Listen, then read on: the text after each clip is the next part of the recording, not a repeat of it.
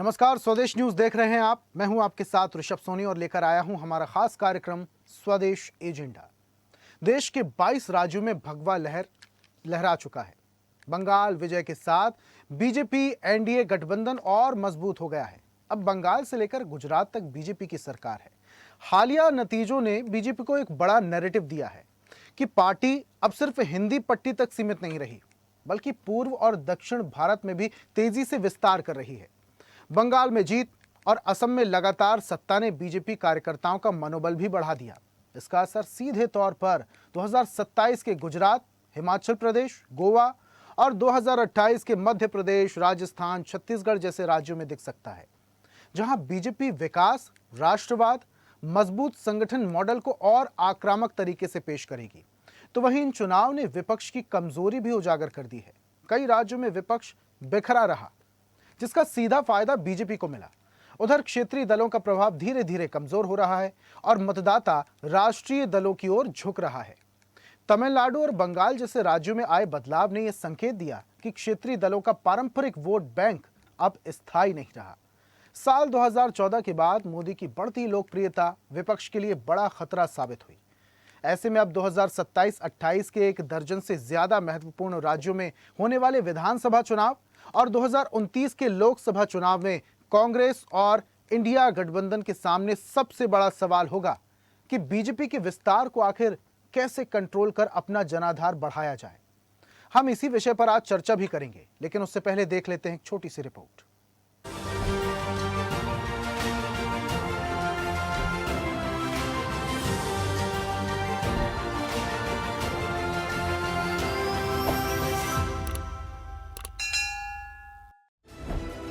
देश की राजनीति में भारतीय जनता पार्टी का प्रभाव लगातार बढ़ता जा रहा है।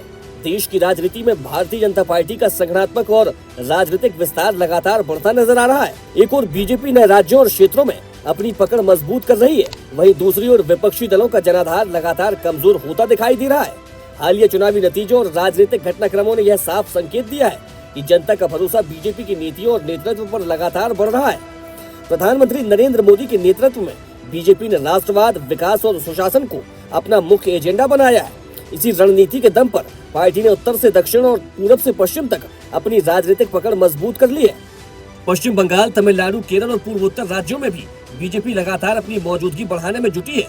वहीं कांग्रेस समेत विपक्षी दल नेतृत्व संकट, आपसी मतभेद और कमजोर संगठन से जूझ रहे हैं। विपक्षी एकता की कोशिशें भी कई बार धरातल पर कमजोर साबित हुई है। जनता के बीच मजबूत मुद्दों और प्रभावी नेतृत्व की कमी विपक्ष के लिए बड़ी चुनौती बनती जा रही है।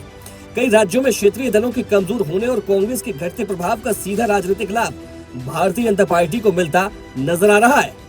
ये भारत के राजनीतिक मानस में आए उस परिवर्तन का संकेत है, जहां जनता अब वंशवाद नहीं, परिवारवाद नहीं, विश्वासवाद चुन रही है। आप सोचिए, 10 साल पहले असम में बीजेपी के कुछ ही विधायक थे। आज वहां तीसरी बार बीजेपी एनडीए की सरकार बनी है।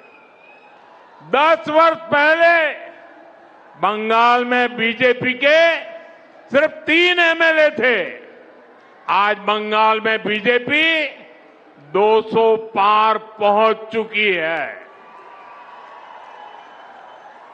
जहां कभी बीजेपी का झंडा उठाने को कोई तैयार नहीं होता था, वहां आज बीजेपी की सरकारें बन रही है। हमारा मंत्र सबका साथ, सबका विकास का है। हमारा मॉडल गुड गवर्नेंस का है। इसलिए हर राज्य में जनता बीजेपी को दूसरी बार, तीसरी बार फिर से सेवा करने का अवसर देती है। लेकिन कांग्रेस की कोई भी राज्य सरकार दूसरी बार सत्ता में वापस नहीं लौटी है। सरकार बनने के कुछ ही महीनों में कांग्रेस के प्रति एंटी इनकम्बेंसी शुरू हो जाती है। ऐसा इसलिए है क्योंकि कांग्रेस को सिर्फ विश्वासघात करना आता है। साल 2014 में जब नरेंद्र मोदी पहली बार प्रधानमंत्री बने, उस समय देश के केवल 7 राज्यों में भारतीय जनता पार्टी या उसके नेतृत्व वाली सरकारें थी। उस दौर में बीजेपी मुख्य रूप से उत्तर और पश्चिम भारत तक सीमित मानी जाती थी, लेकिन 2014 के बाद बीजेपी ने संगठन, चुनावी रणनीति और प्रधानमंत्री नरेंद्र मोदी की लोकप्रियता के दम पर लगातार विस्तार किया। वर्तमान में भारतीय जनता पार्टी देश के 22 राज्यों में सत्ता में साझेदार है, जबकि 17 राज्यों में बीजेपी के मुख्यमंत्री नेतृत्व संभाल रहे हैं। बीजेपी का यह विस्तार केवल उत्तर भारत तक सीमित नहीं रहा, बल्कि पूर्वोत्तर, पश्चिम और मध्य भारत में भी पार्टी ने मजबूत राजनीतिक पकड़ बनाई है। प्रधानमंत्री नरेंद्र मोदी की लोकप्रियता और केंद्रीय नेतृत्व की रणनीति के चलते पार्टी लगातार नए क्षेत्रों में अपना जनाधार बढ़ाने में सफल रही है। मैं तो मानता हूं कि कांग्रेस पार्टी ने अपनी हार के लिए आत्मचिंतन करने की जरूरत है। देश की जनता राहुल गांधी को नेता बनने के बाद सैन हर जगह कांग्रेस के खिलाफ मैंडेट दे रही है और राहुल जी के नेतृत्व में ही इंडिया अलायंस फिर से टूटने की शुरुआत भी हो गई। जो लोग राजनीति में आत्मचिंतन नहीं करते हैं और फौरी बहाने ढूंढते हैं, वो कभी विजय के लिए यश प्राप्त नहीं करते हैं। 2026 के हालिया विधानसभा चुनाव नतीजों ने देश की राजनीति का नया ट्रेंड सेट कर दिया है। पश्चिम बंगाल में बीजेपी की ऐतिहासिक जीत, असम में सत्ता बरकरार रखना, तमिलनाडु में द्रविड़ राजनीति का कमजोर होना और केरल में सत्ता परिवर्तन, इन सब का सीधा असर 2027 और 2028 में होने वाले विधानसभा चुनावों पर दिखाई तो देगा ही, सत्ता पक्ष और विपक्षी गठबंधन की राजनीति में भी नए समीकरण देंगे। माना जा रहा है कि 2027 और 2028 के विधानसभा चुनाव सीधे तौर पर 2029 लोकसभा चुनाव की दिशा तय करेंगे। 2029 का चुनाव काफी हद तक इस बात पर निर्भर करेगा कि नरेंद्र मोदी की लोकप्रियता और नेतृत्व क्षमता कितनी मजबूत बनी रहती है। यदि भाजपा मोदी मॉडल को आगे भी प्रभावी बनाए रखती है तो उसे बड़ा फायदा मिल सकता है। इंडिया गठबंधन बिखर जाएगा।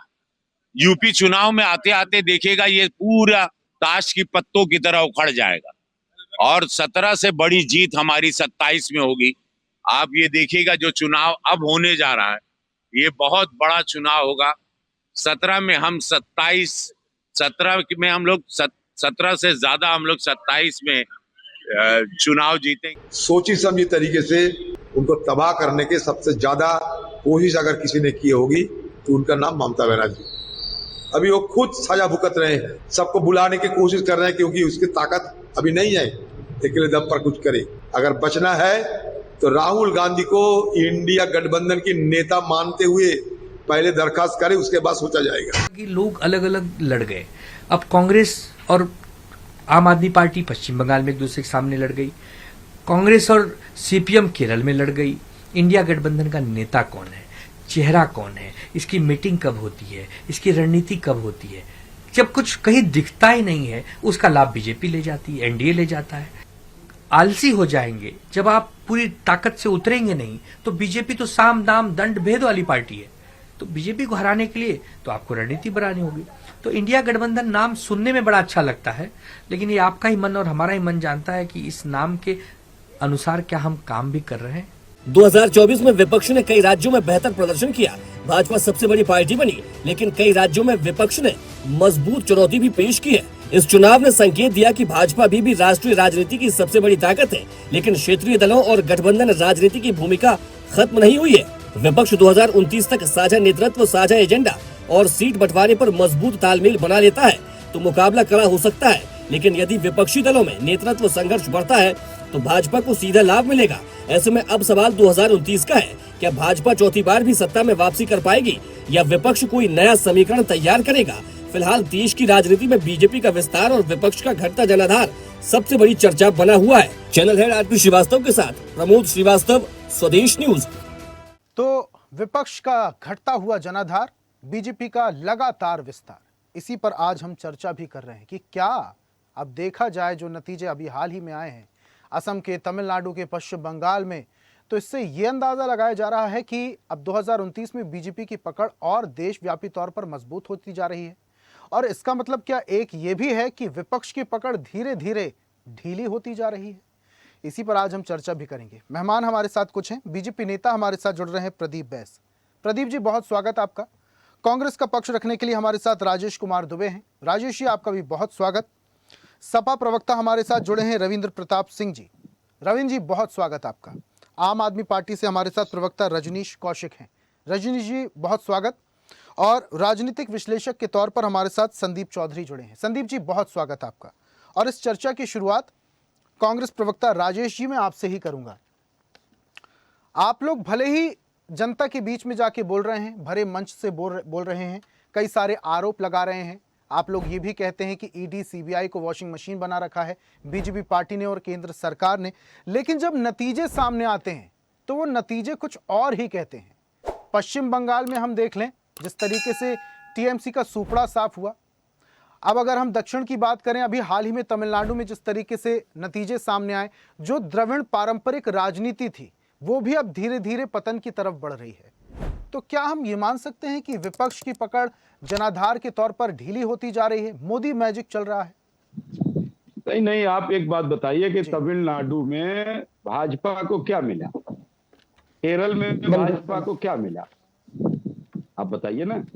तो आप कैसे मैं तमिलनाडु में ये कह ही नहीं रहा हूं कि बीजेपी की सीटें आ गई। मैं ये कह रहा हूं कि वहां की जो पारंपरिक राजनीति थी, द्रविड़ राजनीति थी, वो कहीं ना कहीं ह्रास की तरफ जा रही है। डीएमके, एआईडीएमके, ये मैं कह रहा हूं। नहीं, देखिए, कट्टरवाद को अब जनता नकार रही है। तमिलनाडु में हाँ। आज हमारे समर्थन से वहां सरकार बनी और मुख्यमंत्री जी ने क्या कहा, शपथ लेते ही कहा कि धर्मनिरपेक्ष समाजवाद की जो है का समय अब से शुरू हुआ। इसका मतलब कि इसके पहले जो द्रविड़ राजनीति थी वह कट्टरवाद की ओर भटक गई थी, इसलिए जनता ने वहां से नकारने का काम किया। और भारतीय जनता पार्टी पूरे दक्षिण भारत में कहीं कुछ नहीं है। और जहां तक आपने अभी बंगाल की चर्चा किया, वेस्ट बंगाल में भारतीय जनता पार्टी नहीं बल्कि चुनाव आयोग की जीत हुई।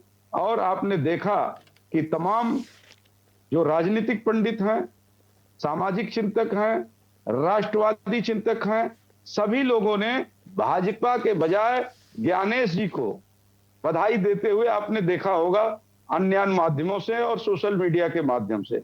तो इसलिए जैसे इस समय शाम को हम लोग वार्ता कर रहे हैं 8 बजे के बाद, तो इसके लिए बहुत प्रमाण की जरूरत नहीं है, केवल बात कहना है कि शाम हो गई है, 8 बजे के ऊपर हम लोग चल रहे हैं रात्रि के, तो समझने वाला समझ जाता है। उसी प्रकार से पूरा देश इस बात को समझ रहा है। और आदरणीय राहुल गांधी जी का स्पष्ट मत है कि हम देश में हिंदू मुसलमान करके सरकार नहीं बनाएंगे, चाहे हमें और वक्त लगे।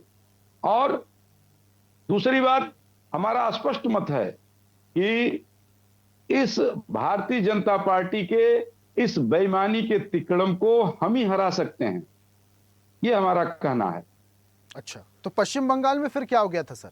जैसा कि आप कह रहे हैं कि हिंदू मुस्लिम की राजनीति करके, सुनिए ना, नहीं बताया तो पश्चिम बंगाल में आप जी राजेश जी, पश्चिम बंगाल में हमारा मेरा सवाल सुन लीजिए। हमारा यह स्पष्ट आप बोलेगा राजेश जी, मेरा सवाल पहले सुन लीजिए।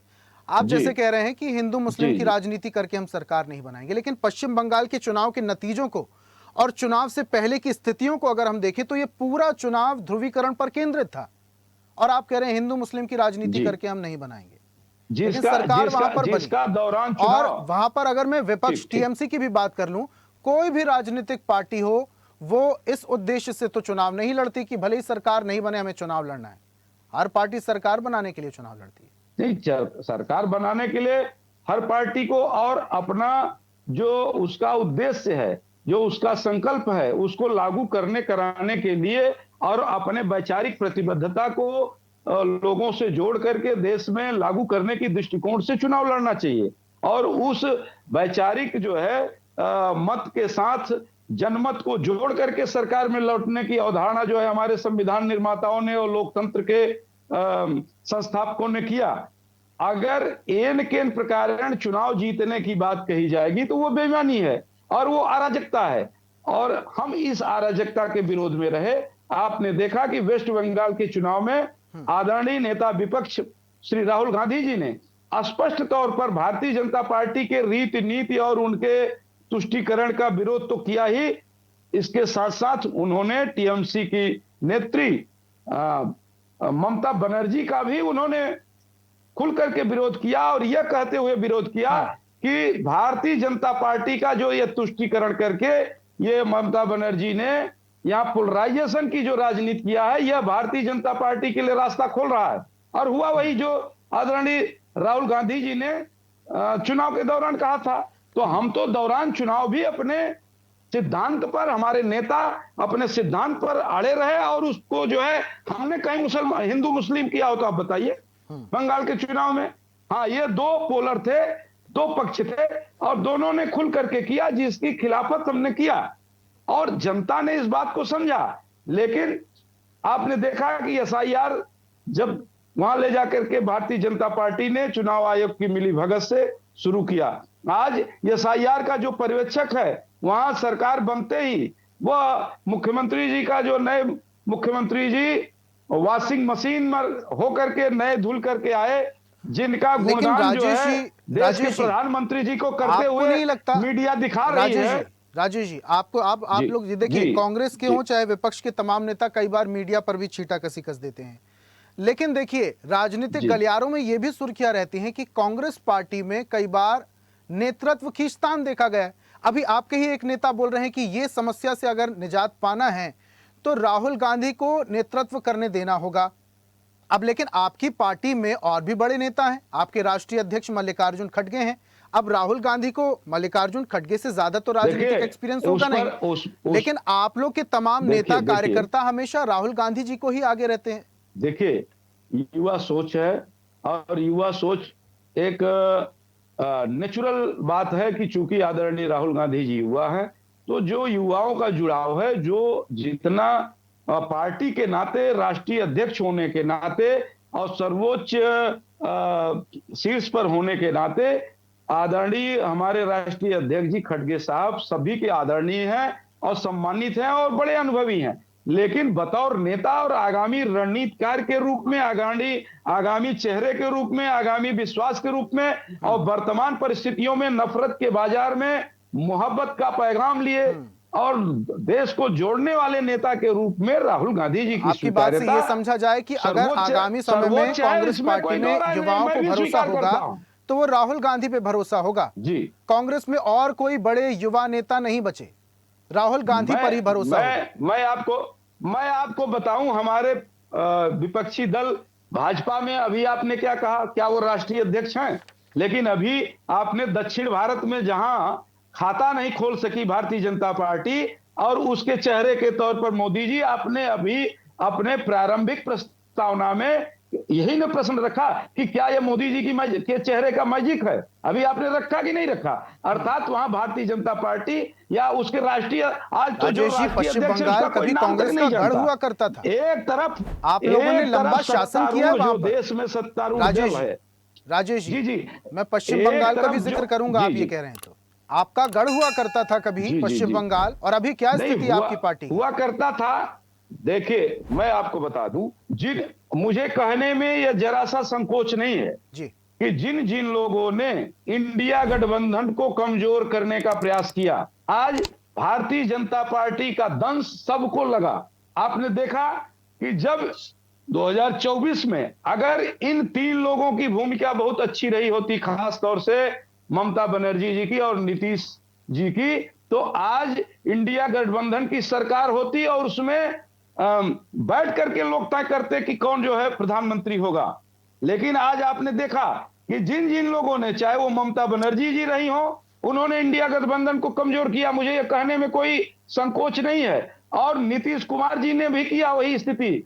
और समय पर इसके पीछे वजह क्या होगी राजेश जी, इस पर भी नजर डालने की बहुत ज्यादा जरूरत है। तीनों लोगों का क्या अभी देखिए राजेश जी, आप बताइए तीनों लोगों का क्या? राजेश जी जो आप कह रहे हैं, राजेश जी आप जो कह रहे हैं बिल्कुल सही, बिल्कुल माकूल बात आप कह रहे हैं, लेकिन इसके पीछे की वजह क्या है, इस पर भी विचार करना बहुत ज्यादा जरूरी। इंडिया गठबंधन जो आप लोगों ने बनाया, कितने विपक्षी दल थे और उसकी नींव रखी थी नीतीश कुमार जी ने, और वही साइडलाइन हो गए।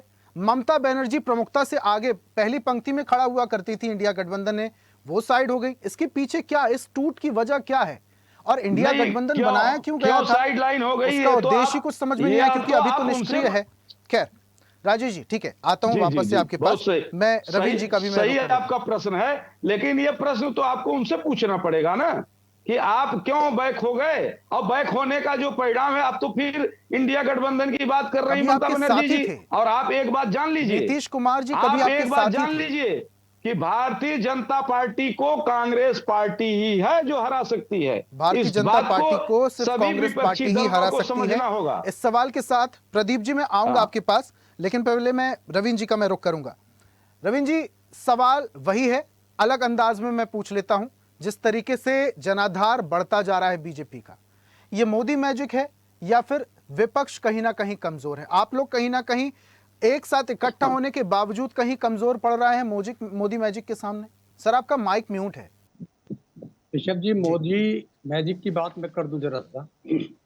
7,000 करोड़ रुपए अडानी अंबानी जैसे भामाशाह, चुनाव आयोग का पूर्ण समर्थन, सारी संस्थाओं पर नियंत्रण, विपक्ष पर ईडी, सीबीआई, आईटी और एनआईए द्वारा उत्पीड़न। इसके बाद क्या स्थिति है मोदी मैजिक का? 2014 में 166 सीट उन्माद के द्वारा बढ़ा के पाए थे, 282 सीट अब घट के आ गए हैं 240 सीट पे। ये मोदी मैजिक है। उत्तर प्रदेश में तो और भी बुरी अवस्था है, 71 सीट थे अब घट के आ गए हैं 33 सीट।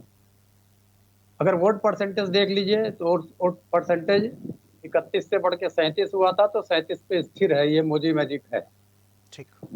अब अन्य राज्यों में सरकार, आपने बता दिया कि 17 राज्यों में सरकार बन गई, 5 राज्य में एनडीए उनके गठबंधन की सरकार है। मुख्यमंत्री नहीं मिले साहब इनको बनाने के लिए। 4 ऐसे मुख्यमंत्री लाने पड़े जो दो दल बदल करके इनके वहां आए थे। अभी शुभेंदु अधिकारी जी की बात कर, पश्चिम बंगाल की बात कर रहे हैं, तो सभी जान रहे हैं पश्चिम बंगाल का चुनाव कैसे जीता गया है। उसके बाद भी मात्र 3% वोट का डिफरेंस है। 3% वोट ही ज्यादा पाई है बीजेपी वहां पे। ये मोदी मैजिक, और वहां पर सीबीआई, आईडी सबका, और चुनाव आयोग का सबका हेल्प लेने के बाद 3% वोट ज्यादा पाई है। तो ये स्थिति है।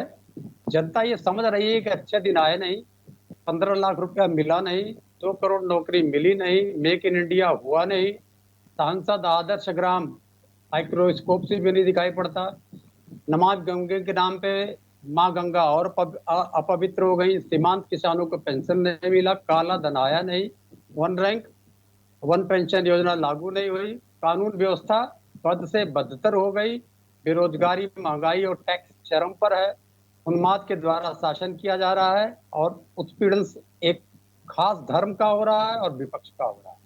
ये सब को विश्व भी देख रहा है।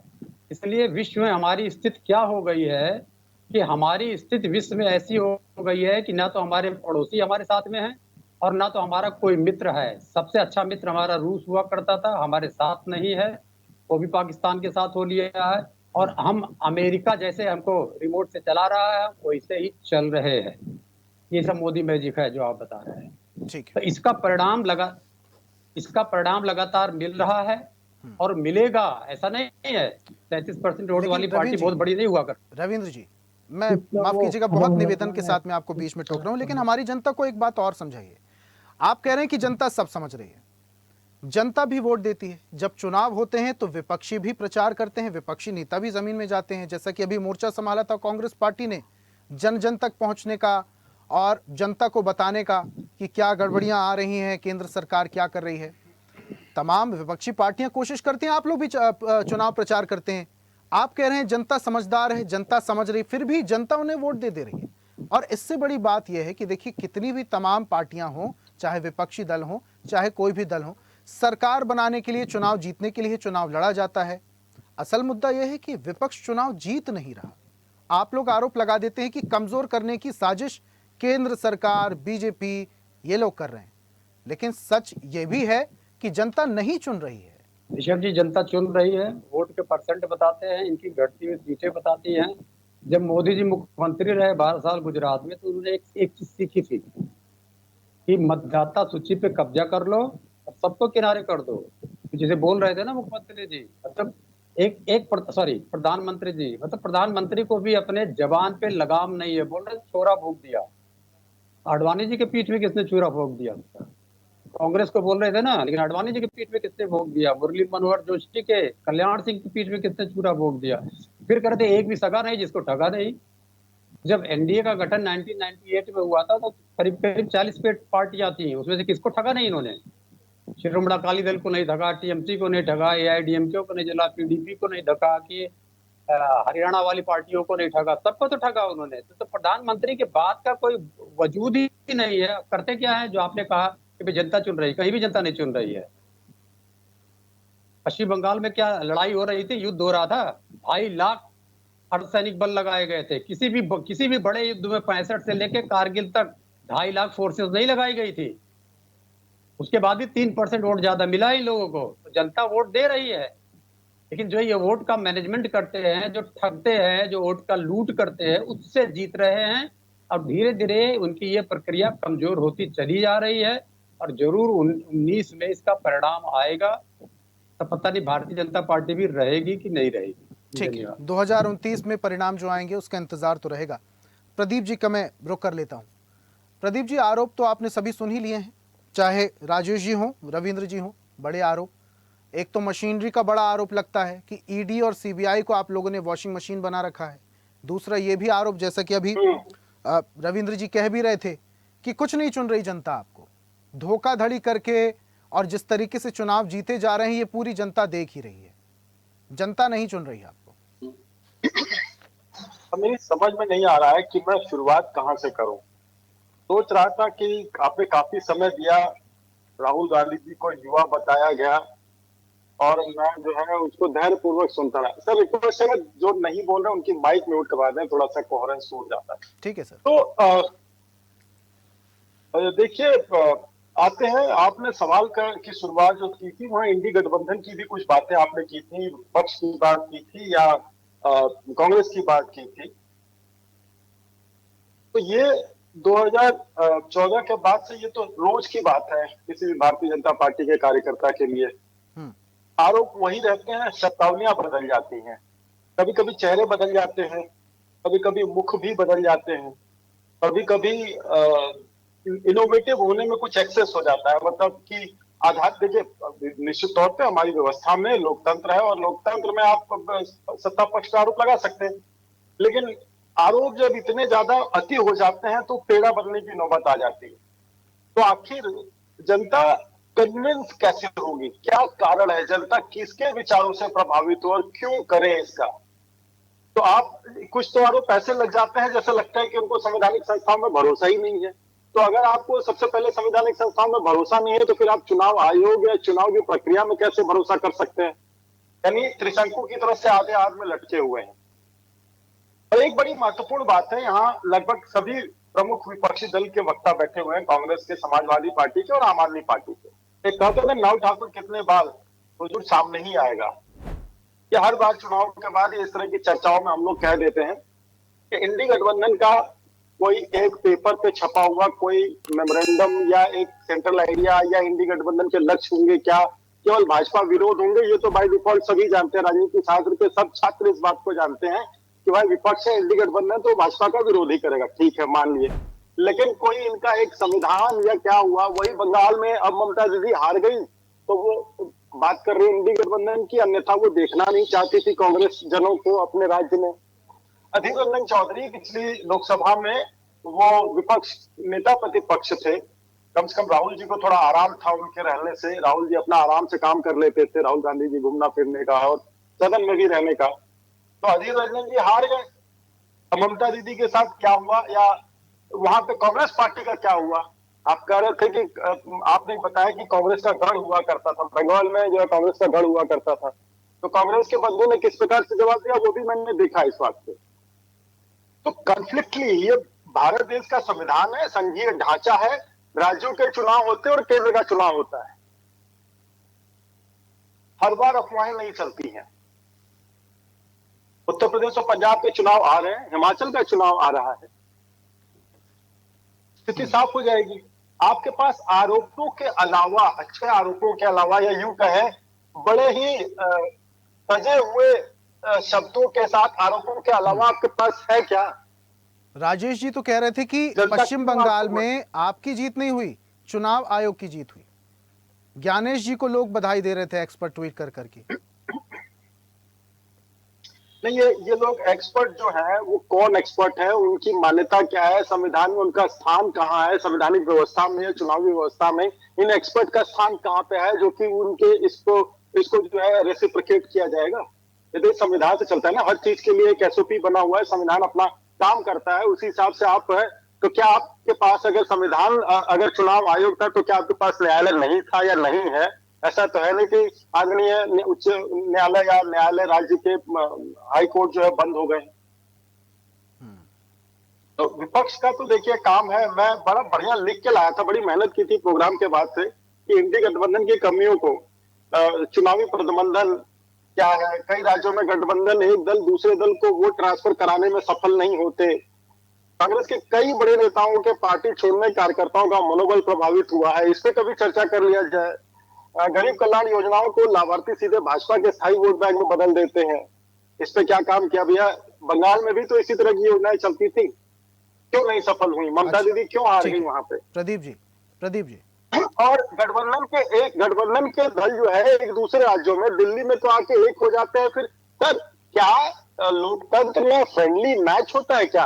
अब मैं सर हॉकी खिलाड़ी रहा हूँ, हम लोग शाम को, अगले दिन मैच है, शाम को खाली बैठे हैं, तो सामने वाली टीम खाली अगर ग्राउंड में प्रैक्टिस कर रही तो उसके साथ हम फ्रेंडली मैच खेल लेते थे, थोड़ी देर का, आधे घंटे का, 15 मिनट का, लेकिन उसका केवल प्रैक्टिस ही होता था, वो उसका टूर्नामेंट से कोई लेना देना नहीं होता था। लोकतंत्र में कौन सा टूर्नामेंट होता है? लोकतंत्र में या तो आप विजयी होते हैं या तो पराजित होते हैं, या सेकंड रनर अप की आप फर्स्ट रनर अप की कोई जीत हार की आप बात कर रहे हैं। प्रदीप जी जीत हार की आप बात कर रहे हैं। जैसे कि एक आरोप लगा कि चुनाव आयोग की जीत थी, बीजेपी की नहीं, लेकिन राजेश जी एक दावा भी कर रहे हैं, और वो दावा ये है कि बीजेपी को सिर्फ कांग्रेस ही हरा सकती है। किसने रोका है? कौन सी बहुत बड़ी बात है? आइए ना, हराइए ना। बंगाल में तो था चुनाव, कहां चले गए आप? आपने अवसर, जब आप वॉकओवर देते जाएंगे तो पता कैसे चलेगा कि कांग्रेस ही हरा सकती है? लेकिन आप लोग विपक्ष को कमजोर करने की साजिश रचते हैं, ये मैं नहीं कह रहा, ये विपक्षी दल कहते हैं, विपक्षी नेता प्रवक्ता कहते हैं।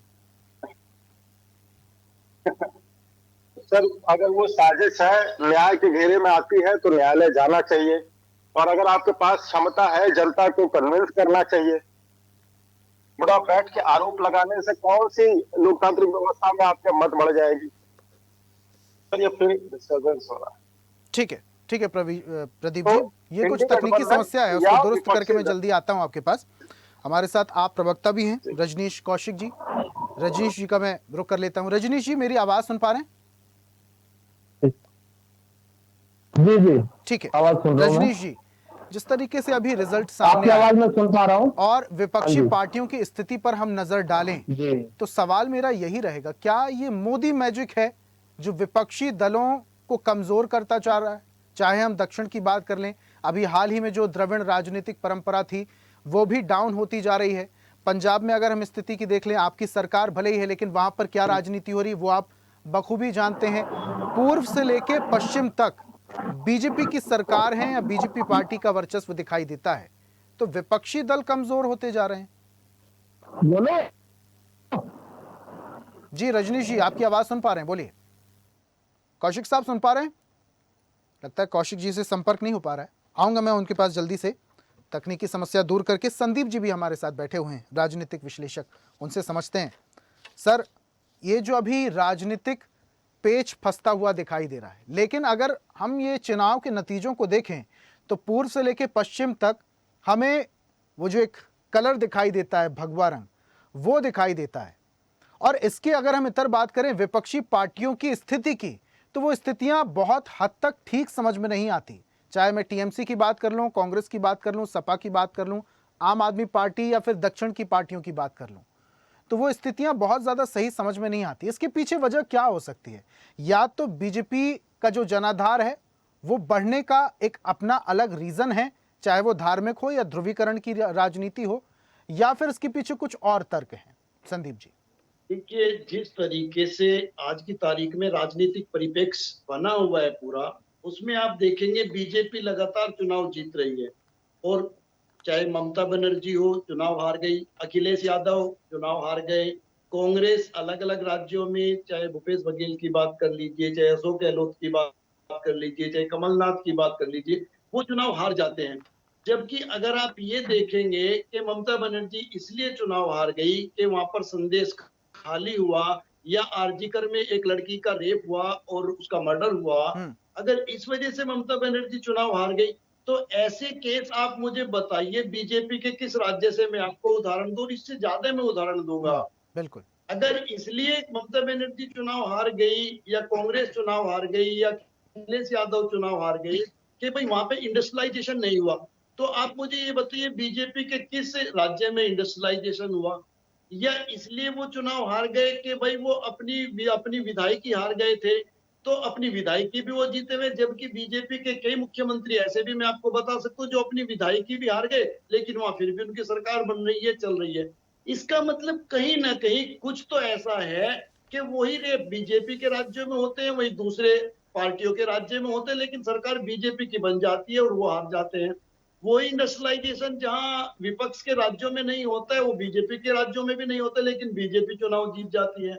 अब हम अगर इंटरनेशनल लेवल पर देखें, तो देखिए हिंदुस्तान का कोई ऐसा डंका या कोई ऐसी खोज या कोई ऐसी एजुकेशन या कुछ चीज ऐसी नहीं है कि दुनिया में हमने अमेरिका को पीछे छोड़ दिया हो, जर्मनी को पीछे छोड़ दिया हो, ब्रिटेन को पीछे छोड़ दिया हो, चाइना को पीछे छोड़ दिया हो, या हमने जापान को पीछे छोड़ दिया हो। ना हमारी कोई ऐसी वो है पहुंच है कि भाई हमने ताकत के फील्ड में कोई बड़ा काम कर दिया हो, ना हमने ऐसा है कि भाई जो मनमोहन सिंह हमें इकोनॉमी देके गए थे उससे ज्यादा मजबूत हमने अपने रुपए को कर दिया, रुपया भी हमारा डाउन हुआ है। तो आखिर ऐसी क्या चीज है? तो जो विपक्ष आरोप लगाता है, विपक्ष के कई आरोपों में इसलिए दम हो जाता है कि मैं बिना उदाहरण के और बिना एग्जाम्पल के मैं बात नहीं करता। जैसे मान लिया आप देखो कहीं 100 जेब कतरे होते हैं, तो एक जेब कतरा पकड़ा जाता है किसी बस में, आपने देखा होगा। 100 डकैती होती है, एक डकैत पकड़ा जाता है। 100 जगह रिश्वत ली जाती है, एक जगह की वीडियो वायरल होती है कि भाई यहाँ ये चीज हो रही थी। तो एक चंडीगढ़ की एक वीडियो वायरल हुई, उसमें एक अनिल मसीह नाम का व्यक्ति बीजेपी को हारने के बावजूद चुनाव जिता दिया और आम आदमी पार्टी को जीतने के बाद चुनाव हरा दिया। एक सुप्रीम कोर्ट में मामला गया ईवीएम का। ईवीएम में जो व्यक्ति पानीपत से चुनाव जीता था उसको चुनाव पीठासीन अधिकारी ने चुनाव हरा दिया, और जो चुनाव हारा था उसको बंदे को चुनाव जिता दिया। वो दूध का दूध पानी, मतलब दो एग्जाम्पल मैंने छोटे से 2014 से 26 के बीच के दो एग्जाम्पल मैंने आपको दिए।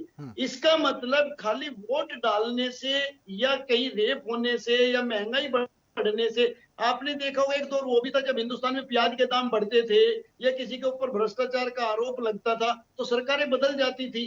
लेकिन आज की तारीख में कुछ ऐसा हो रहा है, कोई ऐसी खिचड़ी पक रही है जिसमें खाली वोट मांगने से या वोटों की राजनीति करने से काम नहीं चलने वाला, या विपक्ष रैलियां करता रहे।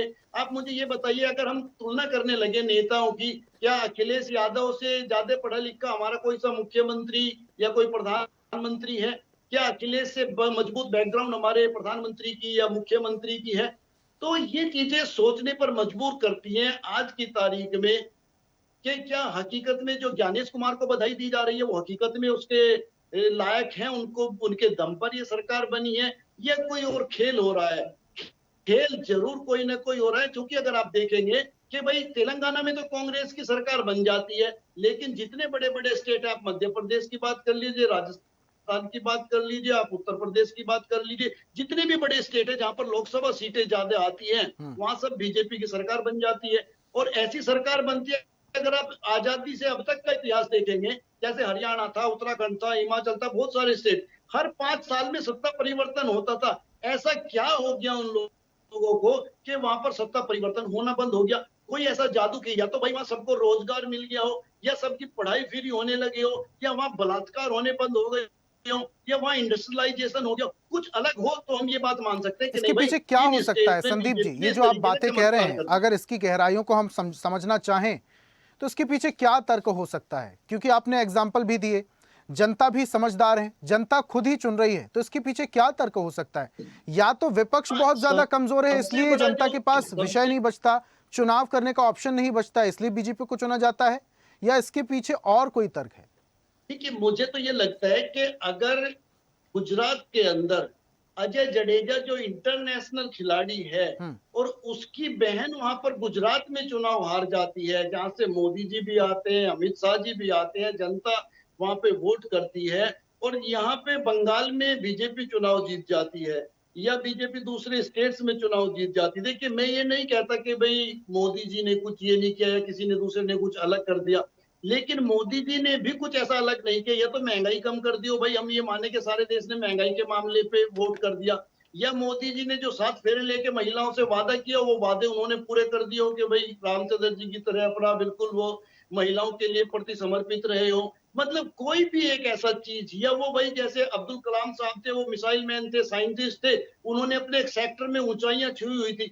ना तो हमारे पास कोई एजुकेशन के सेक्टर में ऊंचाई है, ना टेलीकॉम के सेक्टर में कोई जादू है, ना ही कुछ लोगों के लिए ऐसा किया है, ना महिलाओं के सेक्टर में है, ना हमने कोई खोज की है। एक वजह यह हो लेकिन सकती है देखिए, संदीप हमारी जी, सरकार इस मजबूत तरीके से विपक्ष बनती नहीं चली है जा रही जनता के पास। जैसे किम जोंग की सरकार बनती है।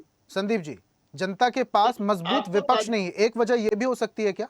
नहीं, ये मैं नहीं मानता कि मजबूत विपक्ष नहीं है, मजबूत विपक्ष है। ये देखिए, ममता बनर्जी 3 बार सरकार चलाने वाली है, जिसकी 34 साल पुरानी सरकार को उखाड़ करके फेंका था। जो नवीन पटनायक थे, उनसे ज्यादा मजबूत नेता मेरे ख्याल से ढूंढना मुश्किल है। आप नहीं बता सकते उनके ऊपर कौन सा भ्रष्टाचार का आरोप है जिसमें वो जेल गए हो, कौन सा उनके रेप का आरोप है उनके ऊपर जिसमें वो जेल गए हो। लेकिन ऐसे में आपको सैकड़ों उदाहरण दे सकता हूँ बीजेपी के, जिनके खिलाफ रेप के मामले में चार्जशीट फाइल नहीं होती है, भ्रष्टाचार के मामले में चार्जशीट फाइल नहीं होती है। अंकिता भंडारी का कितना बड़ा केस है उत्तराखंड से। फिर क्या फैक्टर हो सकता है संदीप जी? बीजेपी पार्टी का लगातार देश में विस्तार होना है, इसके पीछे क्या तर्क हो सकता है?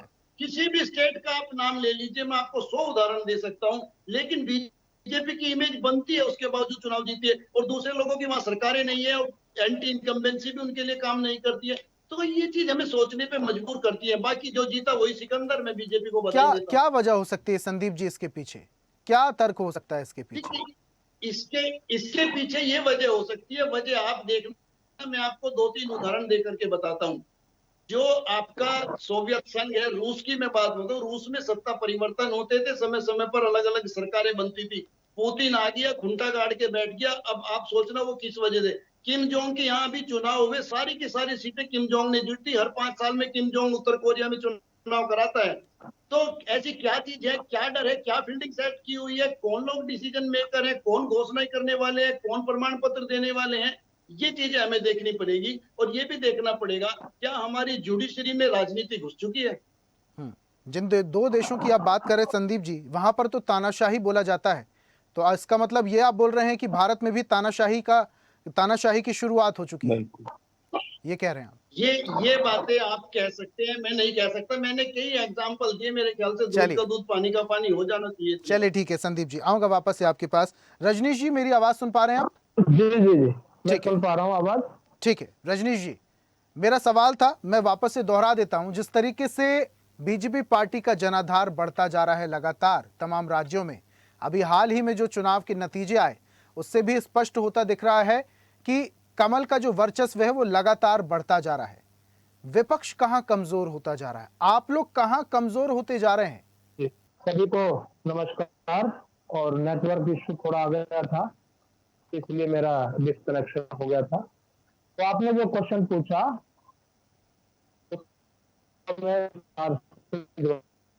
बस बाकी जो प्रवक्ता है वो बीच में बोले ना।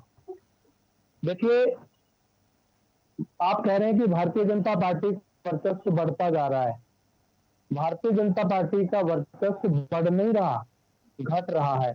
आप इसको ऐसे देखिए कि 2014 के चुनाव में उसकी सीटें कितनी थी और आज उसकी सीटें कितनी है। 2019 के चुनाव में 303 सीटें भारतीय जनता पार्टी ने जीती और अब उसकी कितनी सीटें रह गई? 240। तो भारतीय जनता पार्टी का चुनाव वर्चस्व बढ़ नहीं रहा, घट रहा है। और जहां तक राज्यों के चुनाव में भारतीय जनता पार्टी का वर्चस्व बढ़ रहा है। मेरी आवाज सुन पा रहे हैं आप? जी जी बिल्कुल सुन रहे हैं सर, जनता भी आपकी आवाज सुन रही है। मेरी आवाज सुन पा रहे हैं? जी जी बिल्कुल कौशिक साहब, आपकी आवाज पूरी जनता सुन रही है, आप बोलिए। और राज्यों में जो वर्चस्व बढ़ता जा रहा है भारतीय जनता, जी जी जी, हाँ, राज्यों में जो वर्चस्व बढ़ता जा रहा है भारतीय जनता पार्टी का, उसके कुछ कारण हैं। उसके कारण क्या है कि नीतीश कुमार जी की पहल पर और ममता बनर्जी की पहल पर इंडिया गठबंधन का गठन शुरू हुआ। इंडिया गठबंधन बनाना शुरू हुआ 2024 के चुनाव से पहले। अब वो गठबंधन जितनी मजबूती लेनी चाहिए थी वो नहीं ले पाया। क्यों नहीं ले पाया?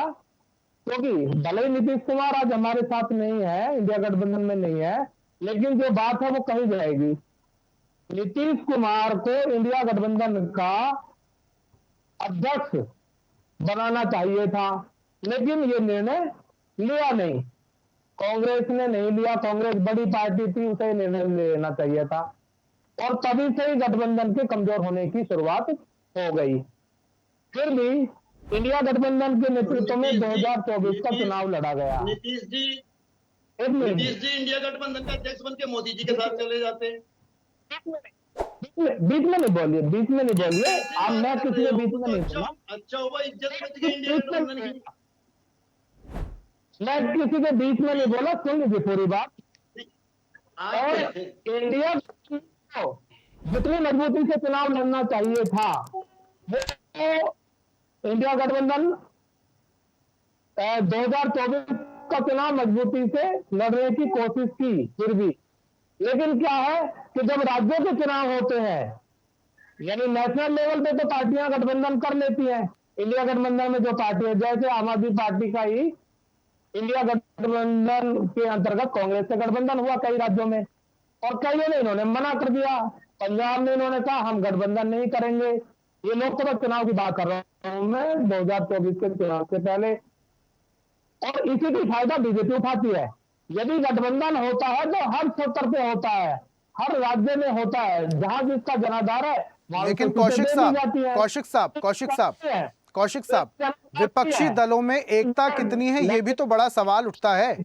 इंडिया गठबंधन आप लोगों ने बनाया है, लेकिन क्या अभी इंडिया गठबंधन अस्तित्व में है या सक्रिय है? संदीप जी कुछ कह रहे हैं। राजेश जी आ रहा हूं मैं आपके पास। संदीप जी जल्दी से बात रखिएगा।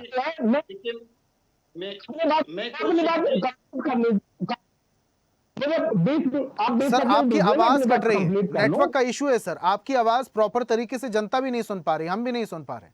नेटवर्क का कुछ इशू है, उसे दुरुस्त करके मैं आता हूं। संदीप जी तब तक अपनी बात रखिए प्लीज, जल्दी से। देखिए कौशिक जी सीनियर हैं, समझदार हैं, लेकिन राजनीति में व्यक्ति का चाल चरित्र, चेहरा और बैकग्राउंड देखी जाती है। नीतीश जी को बहुत अच्छी बात है, ये कह रहे हैं नीतीश जी को इंडिया गठबंधन का चेयरपर्सन बनाया जा सकता था, अध्यक्ष बनाया जा सकता था, लेकिन आप ये देखिए उनकी हिस्ट्री क्या कहती है। वो इंडिया गठबंधन का अध्यक्ष बनने के बाद अगर वो कंप्रोमाइज कर जाते मोदी जी के साथ और वो एनडीए में शामिल हो जाते, जो उन्होंने करके दिखाया, तो क्या इंडिया गठबंधन की क्या इज्जत रह जाती? तो ये चीजें देखी जाती है, आदमी का बैकग्राउंड चेक किया जाता है। ऐसे कई उदाहरण है, कांग्रेस ऐसी कई गलतियां कर चुकी है। कांग्रेस ने अपने मुख्यमंत्री रहे अमरिंदर सिंह को, कितने बड़े नेता है जो मुख्यमंत्री रहने के बाद बीजेपी ज्वाइन कर जाते हैं। विजय बहुगुणा मुख्यमंत्री रहने के बाद उत्तराखंड में बीजेपी ज्वाइन कर जाते हैं। रीता बहुगुणा प्रदेश अध्यक्ष रहने के बाद कांग्रेस की उत्तर प्रदेश में वो बीजेपी ज्वाइन कर जाती है। तो नीतीश जी को बनाया जा सकता था, लेकिन नीतीश जी की जिम्मेदारी कौन लेता, उनकी क्रेडिबिलिटी क्या थी? ठीक है राजेश जी कुछ कह रहे थे आप? जी मैं यही कह रहा था, मैं संदीप चौधरी साहब से अपने को संबद्ध कर रहा हूं, उनकी बातों का समर्थन कर रहा हूं कि जैसा कि आप जानते हैं कि कहावत है कि दूध का जला जो है वो मट्ठा फूंक करके पीता है, और जब हम मट्ठा फूंक करके पीने के चक्कर में ट्रेसान किए तो नीतीश जी जिनकी छवि पलटू राम नेता के तहत पड़ी, उनको हम इंडिया गठबंधन का सर्वोच्च वो पद दे करके, चेहरा बना करके, और भारतीय जनता पार्टी का रास्ता खोलने के लिए हम नहीं तैयार थे। इसलिए जो है, लेकिन राजेश जो कह रहे हैं वो गलत है।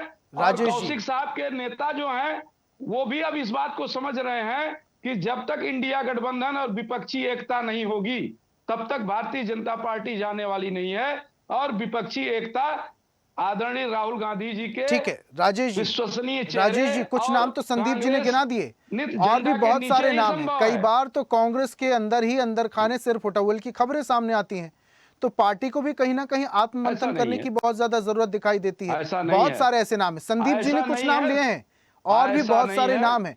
और ये मैं उन नेताओं की बात कर रहा हूं जो कांग्रेस पार्टी छोड़ने के बाद जब बीजेपी में शामिल होते हैं तो आरोप लगाते हैं कि कांग्रेस पार्टी में ना हमें मान मिल रहा था ना सम्मान मिल रहा था, बीजेपी में शामिल हुए कद भी मिला और पद भी मिला।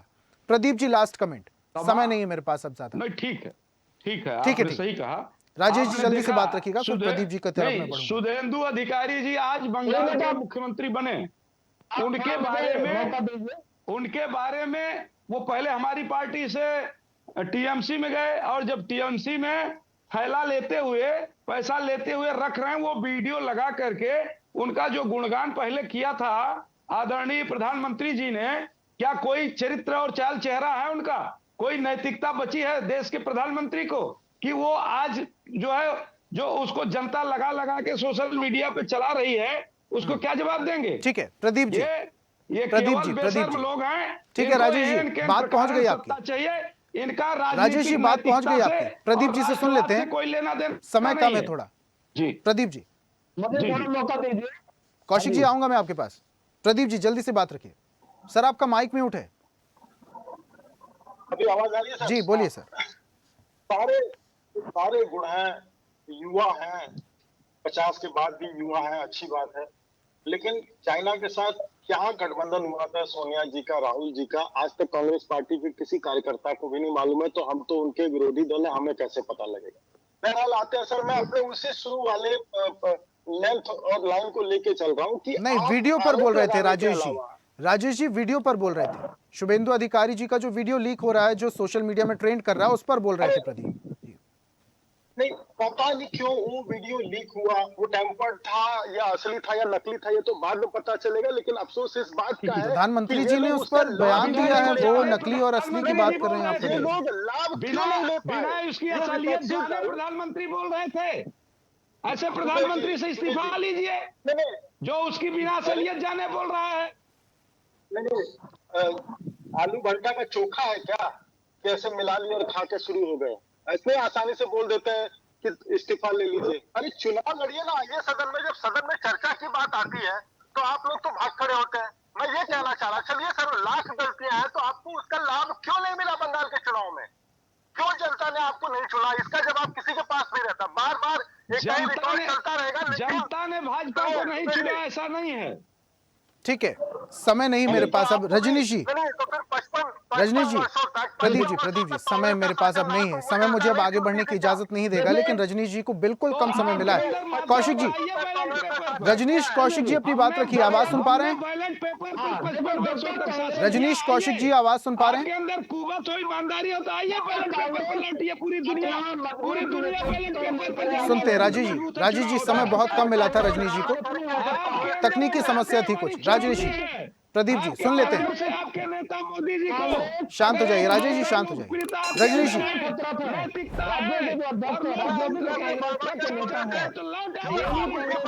राजेश जी, प्रदीप जी सुन लेते हैं कौशिक जी को। समय मेरे पास अब ज्यादा नहीं। रजनीश कौशिक जी, नेतृत्व सेंटर में लाना पड़ेगा और राहुल गांधी के बस की बात नहीं है। जी कौशिक साहब नेटवर्क का इशू है, माफ कीजिएगा, मैं आपको समय ज्यादा नहीं दे पाऊंगा, आगे और नहीं बढ़ पाऊंगा। राजेश जी बहुत बहुत माफी चाहूंगा आपसे कि समय अब मुझे आगे बढ़ने की इजाजत नहीं देता। आप सभी मेहमानों का हमारे साथ जुड़ने के लिए और चर्चा में शामिल होने के लिए बहुत बहुत धन्यवाद। आज हम बात कर रहे थे जो नतीजे सामने आए उसको लेकर लगातार बीजेपी का जनाधार बढ़ता दिखाई दे रहा है, लेकिन विपक्षी दलों का क्या विपक्षी दल कमजोर होते जा रहे हैं? उसके पीछे आखिर क्या वजह है? वजह क्या मोदी मैजिक है या फिर विपक्ष की कुछ रणनीतिक काम जिस वजह से विपक्ष का जनाधार लगातार डाउन होता जा रहा है?